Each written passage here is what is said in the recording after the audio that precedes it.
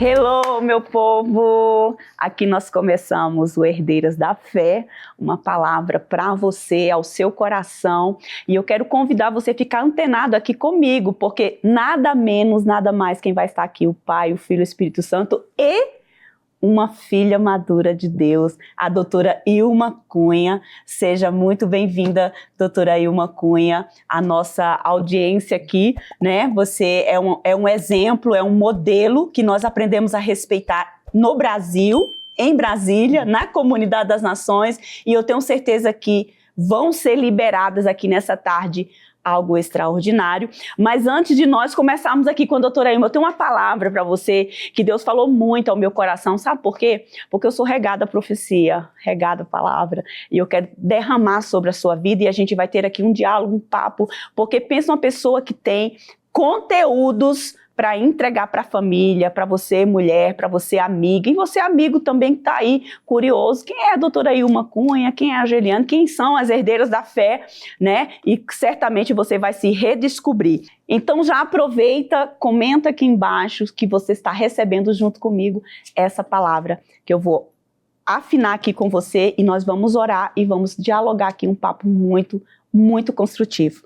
Lá em 1 Tessalonicenses capítulo 5, abre aí a sua Bíblia, seu celular, diz assim: não apaguem o Espírito, não despreze as profecias, mas ponham à prova tudo o que é dito e fiquem com o que é bom. Olha só as chaves. Mantenham-se afastados de toda forma do mal. No versículo 23 diz: e agora que o Deus de paz os torne santos em todas as coisas, no seu espírito, na sua alma e no seu corpo. Nós temos aqui, né, dois temas muito poderosos que Deus está falando ao seu coração, porque tem coisas que você vai fazer, você vai se santificar, você vai buscar, você não vai desprezar o que Deus vai derramar sobre a sua vida. Amém? Vamos orar e vamos construir isso, porque o demais, o que Deus vai fazer na sua vida, junto com o Espírito Santo de Deus, Ele vai regar e vai construir esse edifício para a glória de Deus. Pai, muito obrigada por este momento. Nós pedimos que o Espírito Santo nos conduza, não é sobre nós, é sobre o Senhor, mas aprove a criação que o Senhor fez com tanta graça, com tanto mimo, com tanto carinho. Nós aqui, Senhor, como filhas maduras, para estar levando essa mensagem da tua criação, essa mensagem do teu reino, porque nós somos herdeiras e nós temos, Senhor, muita coisa para carregar de ti, Senhor, nessa esfera, nesse mundo. Em nome de Jesus, amém? Comenta aí, diga amém, eu acredito e eu recebo. Vamos agora, gente, aproveitar, né, esses minutos aqui com a doutora Ilma Cunha, que veio para a conferência Modeladas. Ela vem todos os anos aqui e eu creio que ela não vai deixar de vir, né, tão cedo. Certo, doutora Ilma? E trouxe uma palavra tão poderosa, profética das Escrituras Sagradas. Eu quero que ela se apresente, né? Fale um pouquinho, uma escritora, tá, gente? Escritora aí poderosa, um pouquinho sobre ela, um pouquinho das suas chaves, né, bíblicas, porque uma das coisas que ela deixa muito registrado, tá tudo anotado. Uma das pessoas que eu anoto tudo que ela fala, para comprovar, eu trouxe até o meu caderno, tá, gente? Às vezes, só você anota mesmo, tá lá no meu caderno, né? E ela fala que as pessoas procuram psicólogos, psiquiatras, né? Tantos autoajuda, e é tanta coisa, e tá tudo na palavra. Gente, isso é ciência, embasado na palavra. Fala um pouquinho, doutora Ilma. Olá, minha gente, alegria estar aqui, Geliane. Prazer nesse meu. Programa. E com um tema tão interessante como esse, né? Herdeiras. Eu me sinto mesmo assim, uma herdeira. Amém. Né? Uma herdeira. Bem, eu sou psicanalista, terapeuta familiar. Uau. Eu tenho uma trajetória multidisciplinar, porque eu também venho do mundo empresarial. Uau. Durante 20 anos eu fui gerente de um grande banco. Meu Deus! Jesus! E aí lá, quer dizer, antes do banco eu dava aula, eu era professora. Então, eu sempre gostei desse contato com o ser humano, né? O ser humano é algo fantástico. A gente está sempre descobrindo coisas novas. Então, dando aula, né? Depois no trabalho, né? No trabalho executivo, onde você lida com pessoas o tempo inteiro. Você lida com números, mas também com pessoas. Então, você vai aprendendo a olhar esse universo do ser humano de uma forma mais além. Não só apenas aquilo que a pessoa fala. Algo que eu aprendi nesses anos de trabalho é sobre a escuta eficaz. Uau!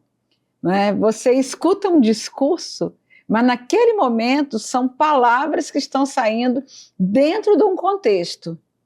Mas ouvir com os ouvidos da alma é perceber o que a pessoa está transmitindo com semblante, com seus gestos, com seu jeito de ser, com seu olhar, principalmente com o olhar. Uau. E aí nós vamos para uma escuta um pouco mais além do que uma escuta comum, né? Certo. Então eu sempre gostei de escutar pessoas. Aí durante meu período, né, de gestão empresarial, nunca parei de estudar. Percebe-se, porque, gente, não vou entrar nem em detalhes de idade, ok? Não, eu gosto de falar da minha idade. Sabe por quê? Porque ela gosta de provar que Deus é renovo. Fala. 72 anos. Ai, me ajuda, muito Jesus. Bem vividos. Me ajuda. Então, durante essa trajetória, eu sempre quis ir além. Nunca me contentei apenas com algo, por exemplo, eu estava no mundo empresarial e eu precisava saber de números, de economia, de administração. Um trabalho não se faz apenas com números, com economia, nada disso. Por trás de cada processo tem um ser humano. A máquina, ela é programada, o ser humano tem alma. Então, Uau. mente, emoções, vontade.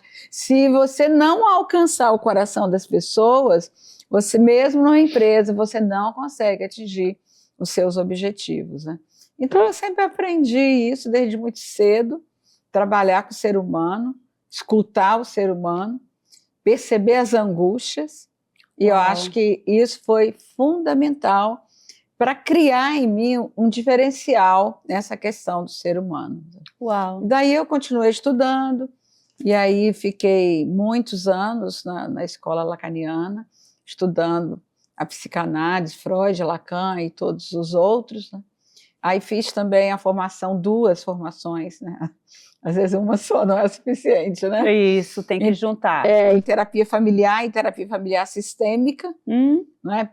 Porque todas as vezes que você escuta alguém, aquela pessoa está trazendo uma demanda momentânea. Uau. Aqui, hoje, agora, ela está com um problema.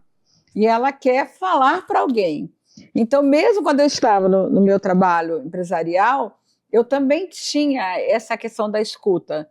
Porque quando alguém vinha trazer uma dificuldade que estava enfrentando no trabalho, por trás daquela dificuldade, tinha as questões da sua alma e a família que ele estava trazendo marcada nele. Uau. Então, a terapia familiar sistêmica me ajudou a ter esse olhar para além do indivíduo. Qual é a história que ele carrega? Né? Qual é a origem? Eu gosto muito dessa questão da origem ao destino, sabe? Quando eu estava escrevendo o meu livro Enigmas da Alma, porque o primeiro livro eu falei sobre família. Família, lugar de refúgio ou campo de batalha? 10, gente, forte. Na verdade, esse tema, né, família, funções e questões, foi o meu trabalho acadêmico do doutorado. Uau! Né? Aí eu lancei o questionamento, lugar de refúgio ou campo de batalha?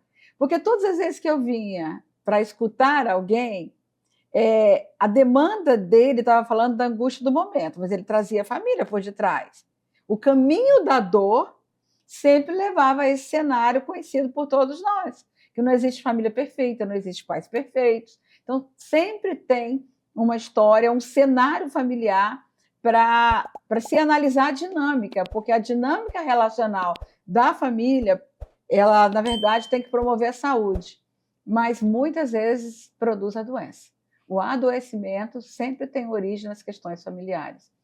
E aí, a partir desse livro, porque depois da tese, eu comecei a inserir casos clínicos e também algo que eu acho fundamental, Gerliane, que é princípios da palavra de Deus.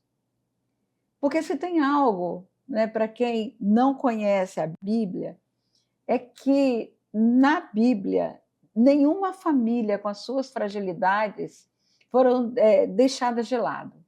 Elas foram citadas, as histórias, seus acertos, mas também seus erros, suas conquistas, mas também seus fracassos. Que isso é família, isso é ser humano. E doutora Ilma, só pegando assim um gancho, que ela está falando algo muito profético e muito científico ao mesmo tempo, porque Deus é o Deus da razão, Deus é o Deus da ciência, Ele é o pai da inteligência múltipla, né? Ele criou todas as coisas. E a teologia, ela trata exatamente desses quesitos e é um case científico, isso que ela acabou de falar. Tá? Isso é uma página que, digamos assim, que é vista demais na ciência, na teologia, na filosofia, nas ciências das religiões, que é o que a palavra carrega. Ela é tão verdadeira que ela não encobre, diferente dos outros livros que se dizem, né, religiosos, porque a Bíblia não é somente um livro religioso, ele é também um livro de fé, ok? Mas ela traz não somente os seus heróis, ela não maqueia, ela não cria uma mitologia como a gente vê por aí, não, do super, ele fala também do fraco. Sim. Né? Então, essas evidências, doutora Ilma, eu vejo amparado e é tão real o que a senhora fala, assim, para mim já tá assim, eu já estou vendo que a inteligência da senhora também é na parte analítica, né? E é nessa parte relacional, o que muitas vezes as pessoas se fecham nas suas caixinhas. Não, eu sou muito relacional. Não, eu sou muito analítica. Aí fica naquelas caixinhas. E a senhora dialoga com as duas, né? Com essas duas áreas, o que é muito necessário hoje nessa parte administrativa, nessa parte empresarial, né? As novas empresas investem muito sobre isso. Sim. A questão da escuta. Sim. E todo enquadre que se coloca te limita. Você não tem que ficar dentro de uma caixinha, dentro de um enquadre ali padronizado. Não, nós temos múltiplas inteligências. Então, conhecer todo esse cenário onde nós nos desenvolvemos é muito importante, porque aí você se abre para, em todos os cursos que eu fiz, sabe? Eu sempre me abri para o novo, para aquilo que a ciência está trazendo, para as novas pesquisas, a neurociência traz tantas coisas para mim, assim, é fantástico, porque trabalha com esse processamento do ser humano, do cérebro, da mente. Isso é muito importante para a gente ter uma compreensão mais além das coisas e não ficar dentro do enquadro, né? Porque quando nós ficamos limitados, você não percebe o que está acontecendo, até para ler a Bíblia. Até para ler a Bíblia. Se você pega a Bíblia e fica ali, talvez alguém vai ler para poder criticar, outro vai ler porque quer saber o que esse livro traz, por ter permanecido ao longo dos anos, né? E ser tão atual como hoje, né? Porque o que é esse livro, né? Você vai ver lá que mais de 60 autores que escreveram, né, de culturas diferentes, de histórias diferentes. Então, é fantástico você poder ver isso. Então, quando eu escrevi Família, Lugar de Refúgio ao Campo de Batalha, eu quis trazer também uma fundamentação bíblica para poder exatamente validar que a Bíblia tem e aponta todas essas questões para nós. Uau! Então, eu trago sobre construção da feminilidade, o desenvolvimento do ser humano, a questão da mulher na maternidade. Uma mulher, quando ela vai ser mãe, ela reedita as questões da mãe dela com ela. Ela carrega no seu inconsciente essas marcas geracionais. Então, quantas vezes ela repete algo que aconteceu lá quando ela estava no ventre da mãe, ou no momento do parto? Quantas vezes, por exemplo, a depressão pós-parto é uma denúncia de que há algo nas questões de filha que ainda não foram resolvidas para ascender ao lugar de mãe. E dar conta da vida de uma criança. Ai, né? meu Deus, Deus está falando comigo, gente. Deus está falando comigo. Eu fui mãe com 18 anos de idade. Uau. E eu tive, né, um comecinho de depressão, não queria comer, não me alimentava, e meu filho sugava muito, aquela coisa toda. Pense na crise que eu enfrentei. Dentro de casa, meu esposo já um homem maduro, e ele me exigiu uma maturidade, o que é natural, né? O homem exigia essa maturidade da mulher, mas assim, eu não conseguia conceber. Minha mãe estava lá, ele queria dar conta, porque ele dá conta, meu esposo toma, ele dá conta de muita coisa. E, ao mesmo tempo, eu me sentia meio que perdida no vácuo, porque eu não tinha eu ainda não tinha cortado com minha mãe. 18 anos, é normal isso acontecer, doutora Ilma? Ainda saindo da adolescência, né? Ai. Geralmente, questões de filho com a mãe é um processo de resolução, né? É algo que muitas vezes você entra no casamento sem ter lidado com aquelas questões, mas elas vão se atualizarem no casamento, na maternidade, na conjugalidade. Eu lembro que eu só comia o que ela fazia. Não adianta trazer nada para mim. Você tem que me nutrir, né? Olha só. Então, é muito bacana. Gente, que coisa linda. Gente, a doutora Ilma, ela é uma pastora. Ela é uma cuidadora. E o que me chama a atenção, por exemplo, no meu livro, falar nisso, gente, aqui, a contracapa, tinha já uma pessoa para fazer a contracapa, mas quando ela me mandou a devolutiva do endosso, uau! Eu fiz, ela leu a minha alma. Gente, eu nunca conversei com a doutora Ilma. Ela não teve tempo de ler de capa a capa, eu tenho certeza. Não é possível. Olha só o que ela colocou aqui. No Ouse Crescer no Caos. Compreender, assim, ouse crescer no caos. Uma convocação para se permitir lançar um olhar mais além para as dimensões da subjetividade da mulher. Ela simplesmente resumiu aqui todos os capítulos. Isso, assim, nessa frase. Por quê? Porque põe subjetividade nisso. E a gente tem tão pouco tempo, e eu estou dizendo não o tempo cronológico, porque tempo cronológico é esse contado pelos relógios, mas o tempo lógico. Uhum. Que é o tempo da psicologia, que é o tempo onde os insights acontecem, onde as fichas caem, né, dizendo uma linguagem bem simples, né? Uhum. E essa subjetividade, geralmente a gente não para olhar, que é a nossa interioridade, a história que nós trazemos, a forma de percepção do mundo, a visão que nós temos, tudo isso está na nossa subjetividade, o nosso olhar para as coisas, para a nossa construção. E o texto que você leu no início, certo. Eu amo esse texto, de 1 Tessalonicenses 5:23. Duas, amo. Por quê? Porque durante muitos anos eu só ouvi a citação da parte B. E todo o vosso espírito, alma e corpo sejam conservados íntegros. Então eu lia e eu pensava assim, Deus nos vê na nossa integralidade. Uau. Ele não nos fragmenta. Não é só o espírito, não, ele também nos vê na alma, ele também nos vê no corpo. Ele se importa. Ele se importa. Se ele vê na alma, ele vê a nossa mente, nossas emoções e nossa vontade, porque é isso que é a alma, a nossa subjetividade. Aquilo que eu penso, eu sinto, como eu sinto, eu ajo. Uau. Esse é o processo. Uhum. Então, quando eu li esse texto, eu ficava muito marcada por essa segunda parte. Até que um dia eu me detive na primeira parte. E o Deus da paz vos santifique em tudo. Ora, é uma carta escrita pelo apóstolo Paulo à igreja de Tessalônica, né? Aos Tessalonicenses.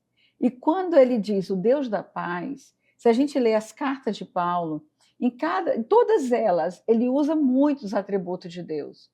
Um muito frequente que ele usa, o Pai glorioso. Eu também gosto dessa expressão, que paternidade é a grande necessidade do ser humano, né? Sim. Né? Então, quando ele fala o Deus da paz, eu fiquei pensando, mas ele poderia ter usado qualquer outro atributo de Deus, né? O Deus soberano, né? O Adonai, todos aqueles termos do hebraico que fala dos nomes de Deus. mas ele usou o Deus da paz. Porque somente a paz harmoniza o psiquismo. Somente a paz alinha o espírito, a alma e o corpo. Quando não há essa paz, a alma entra em turbulência e ela fica vulnerável ao adoecimento.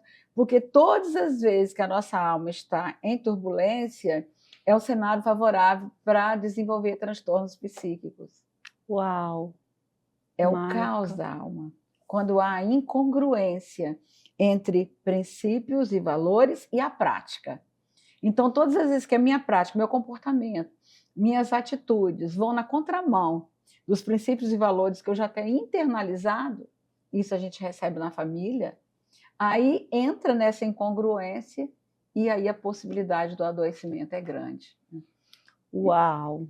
É muita Dá coisa. para você bater palmas aí, assim, põe as palminhas aí que a gente vai entender o que você está falando. Eu não posso bater aqui palma, porque senão vai sair aí um ruídozinho, mas, doutora Ilma, dentro dessa visão aí apostolar de Paulo, é um estudioso, né? A tese de Paulo é Romanos, tá, gente? A tese de Paulo, Lutero, Romanos também, que é o Deus da salvação. E você precisa ser salvo nesses três âmbitos, né? 3 aspectos do ser humano.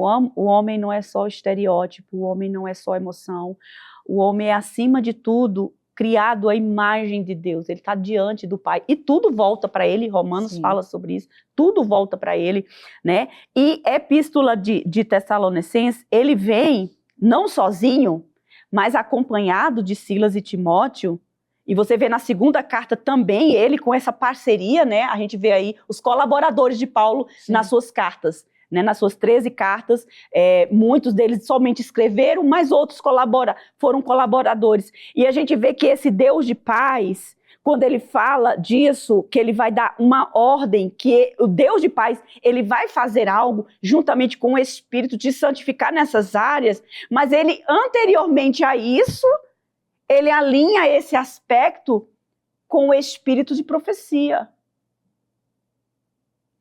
A profecia, ela atende às demandas da alma, do espírito. É muito profundo isso, né, Gerliane? Porque a Bíblia traz para nós, assim, algumas questões que são meio misteriosas, né, que são os mistérios de Deus, num primeiro olhar, né?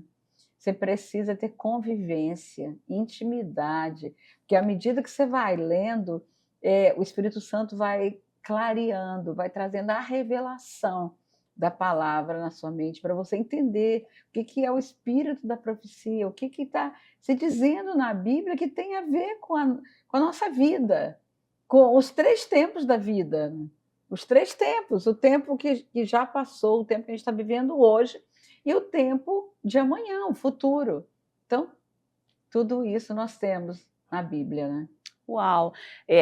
Se a gente olhar para várias histórias, né, atuais, mas aquelas que foram relatadas na Bíblia, que parecem ser tão atuais para nós, eu poderia falar de um caso com uma vizinha minha, não é o caso aqui, né, com uma pessoa da minha família, mas vamos falar num termo que já está escrachado na Bíblia, Ruth e Noemi. Né? Como que ela entrou em crise, Noemi? A própria Noemi, ela entrou em crise com a profecia sobre Israel, a profecia do povo de Judá, porque ela fazia parte, né? Mas teve que vir um estrangeiro, ou seja, uma outra patente de outra área, a qual ela já havia conquistado na sua maternidade, que não abria mão dela, mas ela abria mão dessa pessoa. Ela entrou no conflito, porque não, Moabita não, porque é meu inimigo. Né? Moabita não, porque é meu inimigo. Então, há necessidade de você compreender quem é esse Deus de paz, quem é esse Deus tão poderoso que investe em você, sabe? Diz assim, não apague as minhas profecias, não despreze o meu espírito, sabe? Coloque à prova aquilo que eu estou, retém aquilo que é bom da minha parte. E a gente vê que Noemi não reteve muita coisa. Deus teve que buscar uma pessoa de fora. Isso acontece muito. É uma história muito interessante, né? A história de Noemi e Ruth. porque Ruth, estrangeira, não é de um país, de um povo inimigo de Israel, mas, no entanto, é essa mulher estrangeira que depois vai fazer parte da genealogia de Jesus, porque ela se casa, não é, com Boaz, que era judeu, ela tem um filho, e esse filho Obed, que depois vai ser avô de Davi, né? pai Do de rei Jessé. Davi, né? Pai de Jessé, avô de Davi, e é da genealogia de Jesus, né? Então, são esses mistérios da Bíblia, porque Deus é um Deus que ele quebra paradigmas, né? Nós gostamos de construir paradigmas, né? Conceitos e preconceitos. Deus não. Deus, ele vai sempre nos mostrar que o olhar dele para cada pessoa, para cada povo, para cada história é sempre um olhar de amor. Agora, é justo juiz, né? É justo juiz. Mas eu gostei muito daquela parte que a senhora falou dos princípios, né, elementares da palavra, que tem que estar conectado com esse Deus de paz, que vai lhe trazer à memória essa questão, essa visão do Espírito, que abre, né, aquilo para você entender. Como é que Deus vai trazer um entendimento para você se você não tem substância suficiente? Você quer ser alimentado, Deus fala comigo, Deus fala comigo. Então qualquer pessoa pode falar uma verdade e você acreditar. É verdade, a gente tem que ter vivência com ele, né? Está à nossa disposição. A palavra de Deus, assim, quando você começa a ler, eu sempre fui apaixonada pela Bíblia. Duas. Sempre fui. Desde criança, né? A minha mãe era uma leitora estudiosa da Bíblia. Então, na nossa casa, tinha leitura bíblica todos os dias. Oh, Deus. E ela trazia numa linguagem bem fácil para a gente, desde criança. Então, essas dificuldades com a Bíblia a gente nunca teve. A gente sempre, todas as vezes que tinha um problema em família, uma dificuldade, que meu pai estava passando, ela dizia para nós, nós vamos orar, porque a Bíblia diz isso, isso e isso. Então, ela citava um texto bíblico para respaldar aquele momento, a oração que a gente precisava fazer, porque Deus iria dar as soluções. Uau. Então, essa fé, né, como herdeira da fé, né, a fé também é uma transmissão geracional, né? Eu gosto muito de pensar que as mães, elas são essas mediadoras geracionais da fé. Por favor, olha nos olhos dessa pessoa que está olhando para a senhora. Repete isso, porque isso alimenta até o final do ano de 2024, você vai lembrar ecoar, vai. As mães, elas são as mediadoras geracionais da fé, como transmissoras. Eu sempre digo, Geliane, e escrevi isso em meus livros, que a família é um território dos céus na terra, com a responsabilidade de implantar a cultura do reino e de fazer a transmissão dos princípios geracionais de Deus para nós. Ela vai ter que voltar aqui, viu, gente? Vai ter que voltar, mas vai voltar. Sabe para quê? Para explicar para nós essa chave cultural. Porque se você está falando de fé, você está falando de costume, você está falando de culto, você está falando de cultura. Então, você, mãe, não fica perdida aí no espaço, você, amiga que quer ser mãe, você que já é avó, sabe? Preste muita atenção nessa chave bíblica. Você que vai elevar a sua família para o próximo nível em Deus. Ai, que Geliane já virou modelinho aí gospel. Não. Internalize isso com consciência no espírito. Internalize isso de joelho no chão. A mãe tem ela não só gera, né? Ela não está gerando apenas um bebê. Ela está gerando um ser completo, com espírito, alma e um corpo que está ali desenvolvendo dentro dela. Então, já no ventre, ela já é transmissora geracional. Ela já é a mediadora de algo que Deus já otorgou à mãe. A maternidade é algo sublime. Então, a gente está formando um ser, eu que já tenho filhos casados e netos, eu tenho 5 netos, e eu olho para os meus netos, né, eu sempre penso, né, que os meus filhos, eles são os responsáveis por fazerem essa transmissão. Mas Se eu que sou sogra, né? Eu tenho 2 meninos, então eu sou sogra.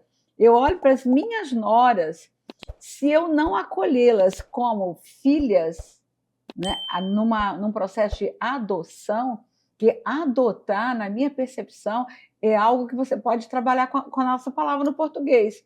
Adotar, dotar de amor. Então, você vai dotar de amor aquela mulher que se tornou a amada do seu filho e que gera os seus netos. Então, se você quer, como herdeira da fé, que a sua fé seja transmitida para os seus netos, você tem que acolher essa moça. Então, eu tenho uma nora mais próxima, que mora na mesma cidade nossa, a outra mora no Rio de Janeiro, e essa mora em Vitória, e ela é psicóloga, trabalha comigo na nossa clínica. Então, ela é alguém que eu estou perto e estou sempre transmitindo isso para ela. E a outra também, a gente tem uma vivência. Então, eu ministrei uma palavra esses dias com ela sobre Noemi e Ruth. Eu falei sobre Noemi e ela falou sobre Ruth. Ai, que lindo. Então, acho que é bem interessante isso. A gente entender que a mulher, ela traz essa atmosfera para dentro de casa. Porque é ela que tem essa proximidade, né, com o filho. Ela que nutre. A mãe é da ordem da nutrição. Isso não é peso, né, não doutora Ilma? Não só as a pessoas física, está sendo passado um peso. Né? Não é, maternidade não amamente, não é peso. Não cuide, não precisa ficar em cima, não deixe de trabalhar um tempo. O que a senhora diz sobre isso? Às vezes é necessidade. Eu tive essa necessidade psicológica e emocional. Eu precisava viver aquele tempo para adquirir uma maturidade que eu não tinha. Então, eu me dei esse direito e meu esposo me permitiu a isso. Então, eu fiquei sem estudar, sem trabalhar um período para poder me...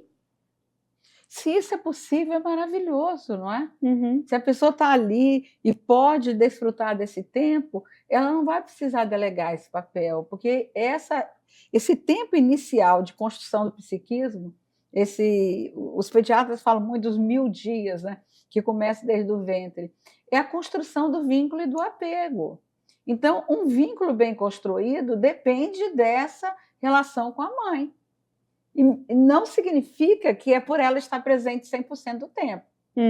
Mas significa que o tempo que ela está junto com a criança, ela está atendendo às necessidades emocionais dessa criança para que ela tenha um vínculo e um apego adequado com a sua mãe. Isso vai lhe trazer segurança, saúde, tudo mais que a gente sabe nessa relação mãe-bebê, né?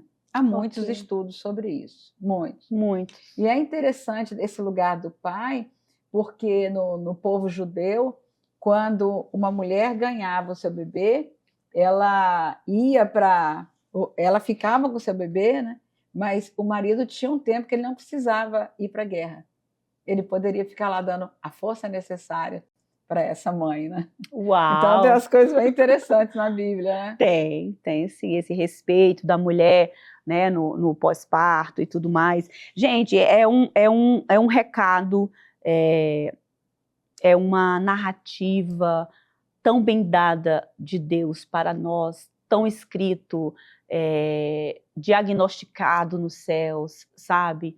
Padronizado, carimbado, assinado por Ele, essa perfeição, né? Então nós temos que não ser engessados, mas saber nos compenetrar, né, nos arraigar dessa palavra que ela é tão profética. Quando eu falo assim profética, as pessoas podem lembrar muito só de línguas estranhas, né, da visão. Não, eu estou falando daquilo que foi criado, daquilo que foi determinado, daquilo que foi selado por Ele, que a gente tem que absorver. Nos tempos que eu mais precisei na minha maternidade, eu escrevi um livro, Aprovadas no Fogo, porque eu me via no fogo.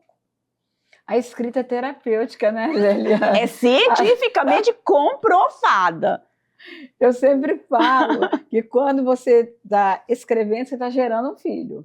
Não tem como. Ali você está implicada naquele texto. Você faz parte, né? Eu até comecei a falar do Enigmas da Alma e não concluí.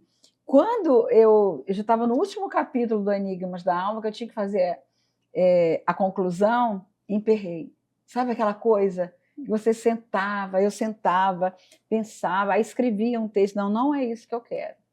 Eu não conseguia concluir assim da forma que eu queria. Certo. Porque eu falei dos enigmas da alma, eu trago os heróis, alguns heróis da fé para falar dos enigmas. Porque eles eram heróis, mas por que eles eram heróis? Qual a história que estava por detrás deles, né? Quais as demandas que eles viveram? É claro que eles tinham uma razão para ousar, para fazer algo mais além. Eles tinham uma razão para isso. E o que os movia era a fé, né? Eles tinham uma fé muito fundamentada em Deus. Mas eu escrevi também sobre casos clínicos, contando as histórias de pacientes. E quando eu cheguei no final, eu parei um dia e fiquei assim, fiz uma oração e fiquei pensando, gente, eu escrevi tantas coisas, mas como que eu vou concluir sem me implicar nessa história? Nesse tema, origem e destino. Não se vai ao destino sem olhar a origem. Não tem como. Uau. Porque a origem aponta ao destino.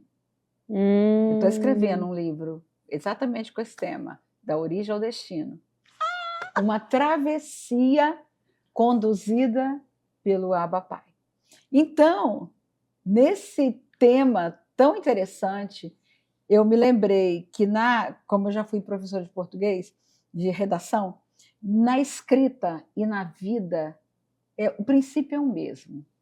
Numa boa escrita, você vai na introdução, você já diz todos os seus objetivos. Você desenvolve o texto, mas na conclusão você tem que retornar à introdução para validar os seus objetivos. Na vida, a mesma coisa. Para ir em frente, é preciso ir à origem.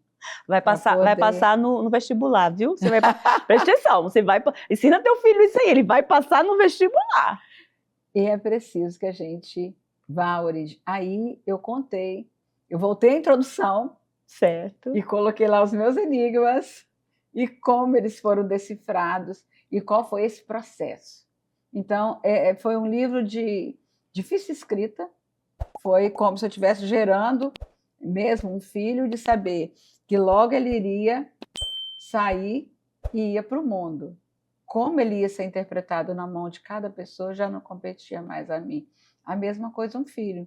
Você prepara um filho para a vida, mas como ele vai se haver na vida, os princípios que ele vai carregar, isso agora compete a ele, né? Depois que nasce um livro, eu nem sei o que você está pensando, quem já está lendo o meu livro, Ouse Crescer no Caos, porque uma coisa eu pensava a respeito, mas você pode interpretar de um jeito, né? O Enigma da Alma, tem 3 livros, é o da família. Família, Lugar de Refúgio ou Campo de Batalha. O Enigmas da Alma, uma decifração à luz da palavra de Deus. E Somos Ouro, a aliança conjugal e a longevidade do casamento. Gente, uma mente privilegiada, né? A mulher deu aula aqui de tudo que a gente possa imaginar, inclusive em português, que apesar de eu ser escritora, eu sou péssima em português, gente. Não posso afirmar isso, mas é uma verdade. Mas eu tenho o meu outro lado, que se chama Eduardo Freire, nessa parte que ele faz toda uma revisão, uma coisa assim maravilhosa. E assim, eu sou muito grata a Deus pela sua vida, doutora Ilma. Existem pessoas que fazem um corte epistemológico na sua história, na sua visão, sabe? Um deles foi o Cote, Marcos Borges Cote. Ele é muito bom. A ponto de eu infringir, assim, romper barreiras para chegar até ele e dizer assim, muito obrigada, quase pegando no colarinho dele, muito obrigada, eu não vou fazer isso com a doutora Ilma, pegar no colarinho dela, muito obrigada, mas muito obrigada pelo que a senhora tem construído até aqui. Sei que é uma mulher jovem, né, gente? Um exemplo. Ela já estava me dando umas dicas lá no carro, o que é que ela faz, o que é que ela toma, entendeu? Depois eu dou aqui jogo aqui para vocês, mas muito obrigada por tudo que a senhora tem entregue, com tanto amor, com tanto carinho. Isso aqui está iniciando. Ela poderia dizer, peraí, deixa eu ver quantos, né, seguidores você tem, né, vamos ver, você é o quê? Você é formada em quê? Ou seja, olhar para títulos, olhar para estereótipo, belezas, finanças, não. É uma pessoa que nos ganha no olhar, né? Nos ganha nessa atmosfera, nessa reverência que ela tem, que derrama sobre mim e dialoga. Né? Ninguém precisa falar. Você sabia que você não precisa nem abrir a boca para dialogar algo sobre você, porque o que está em volta de você já fala muito sobre você, né? E ela fala muito, até mesmo calada, até sentada, orando, quando sobe no púlpito e fala das suas demandas, fala da sua vida, e é isso que eu desejo para todas as nossas ouvintes. Você é uma herdeira, né? Se você gostou dessa palavra, se você gostou, né, desse momento, né, que estava aqui conosco, a doutora Ilma, deixa aí, né, a sua mensagem de gratidão a Deus. Nós vamos encerrar orando, e eu tenho certeza que ela tem algo aqui, né, para fechar nesse momento, talvez um recado direto para o seu coração, porque no meu já falou muito, né, e eu quero mais desse momento, nos permita isso. Eu quero fechar, Geliane, com seu livro. Uau! Ouse Crescer no Caos. Quando eu fiz o endosso desse livro, eu passei um olhar, uma leitura dinâmica, né, para olhar o conteúdo, e eu vi que, além dela trabalhar essa questão da subjetividade da mulher, e você fez isso muito bem, mas você abordou uma das principais mulheres na Bíblia que eu mais gosto de falar sobre ela, a mulher samaritana. Também. Porque Jesus foi na sede emocional dela. Ele poderia ter olhado apenas uma mulher samaritana, e eles não se comunicavam, que estava lá para tirar água no poço ao meio-dia, a hora que ninguém estava lá. Mas ele pausou a trajetória dele para dar lugar a uma mulher. E mais ainda, ele foi na alma dela, na subjetividade dela. E isso, para mim, é o que se destaca, Ouse Crescer no Caos, porque muitas vezes, diante de todas as demandas da vida, a gente pensa que está só, desamparada, angustiada, que não tem ninguém que se importa, né, com a sua dor. Mas a palavra de Deus nos diz que Jesus se importa, sim. Uau! E ele traz lá a paz necessária, ele compreende a sede emocional, ele oferece água viva, e ali a água viva era ele é o poço, a água é a palavra que limpa, que traz paz ao coração, que tem sempre uma mensagem necessária para cada dia da nossa vida, para cada momento nosso, para momentos de alegria, mas também momentos de dor. Em todos os momentos, a palavra de Deus nos traz a solução.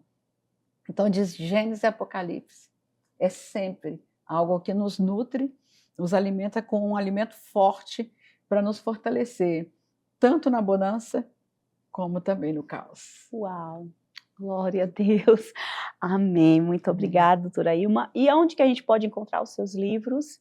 Tem plataforma? Tem no Instagram, Ilma e Celso Cunha, tem um link lá, e nesse link vai para a nossa plataforma. Okay. Nós temos uma plataforma chamada Family Class, onde já tem alguns cursos gravados, né, depressão, ansiedade, emoções tóxicas, famílias psicossomáticas. Certo. Né? Descobrindo seu propósito de vida é um outro curso.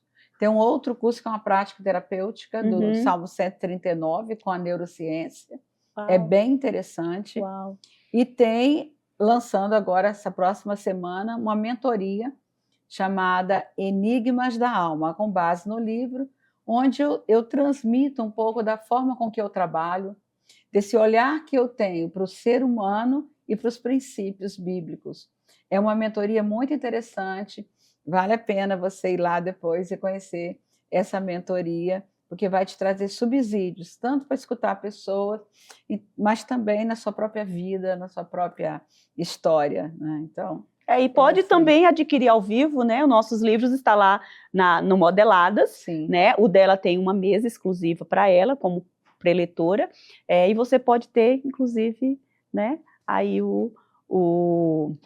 a dedicatória. Você pode ter a dedicatória, né? Aí da doutora Ilma, o que será uma honra, né? Para nós que estamos lá. Então vamos orar, vamos agradecer a Deus por esse momento, né? Eu quero agradecer a você, mulher, você herdeira, você que está nos escutando, e convidar para você estar nos acompanhando, né? Aí grave, salve, envie, encaminhe para algumas pessoas, né, que precisa desse diálogo, precisa dessa construção. Nós estamos aqui para ser pontes, né? Para viabilizar algo mais leve na sua vida, para você compreender um pouco melhor. Estamos aqui à luz da palavra de Deus, né? Porque é ela que discerne todas as coisas, ok? Muito obrigada, Pai, Amém. por esse momento, muito obrigada por esse encontro. Estava tudo na tua agenda, Senhor. Às vezes as nossas possibilidades são poucas, mas é aí onde entra a tua mão formidável, que é do jeito e no tempo que o Senhor quer. Muito obrigada pela doutora Ilma, pelo pastor Celso, essa pessoa incrível que nós queremos conhecer também, quem sabe até mesmo aqui nesse programa, com a sua alegria contagiante, com suas poesias, com seus cânticos. Senhor, que nós possamos dar ouvidos ao Espírito de Deus, que nós não venhamos apagar essa chama, que nós não venhamos desprezar a verdadeira profecia, que é o testemunho de Jesus. Senhor, para que o Deus de paz, Ele possa nos santificar pelo Espírito. Amém. Todas as coisas que estão nuas e patentes diante dos seus olhos e diante de tantas testemunhas. Nós somos essa testemunha. Amém. Nós queremos te agradecer. Muito obrigada. Amém. Que Deus abençoe. Muito obrigada, doutora Ilma. Que Obrigada Deus te abençoe. pela oportunidade. Amém. Até a próxima.